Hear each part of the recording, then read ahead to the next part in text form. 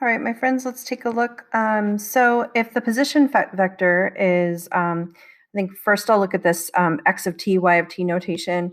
Hope it makes sense. Your velocity vector would be x prime of t for the x component for the velocity, and then the y component would be, the velocity of the old y component for position.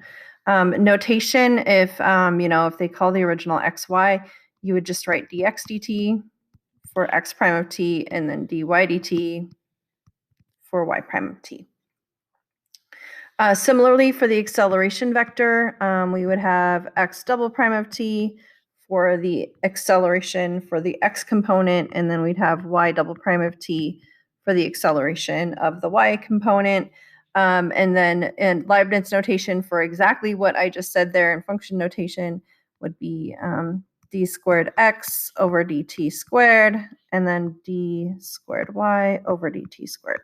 So there you go. All right, one last little piece, and then we'll be able to do an example. So let's talk about the velocity vector for a second. Let's draw a picture of a velocity vector. I don't know if you remember, but if we use these little vector brackets that I'm using here, it's implied that that your vector is in standard form, which means it's been shifted to have its initial point at the origin. So let's look at a velocity vector and just graph one. So let's say, let's say you've got a vector here starting at the origin and then going to this terminal point, and it's a velocity vector, so it's dx dt, dy dt. So I hope it makes sense. What I want to talk with you about is speed, and so basically what we'd want to do is figure out, like, speed is basically going to be the magnitude of the velocity vector. So let's write that down. Speed is the magnitude or length of the velocity vector.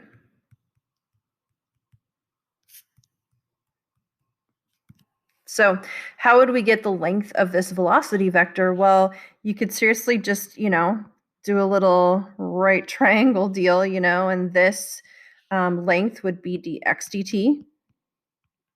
This length would be dy dt. And then you could, let s, I guess, be speed there. And so, what would speed be? You could use Pythagorean theorem and then square root both sides of the expression. So the speed would end up being the square root.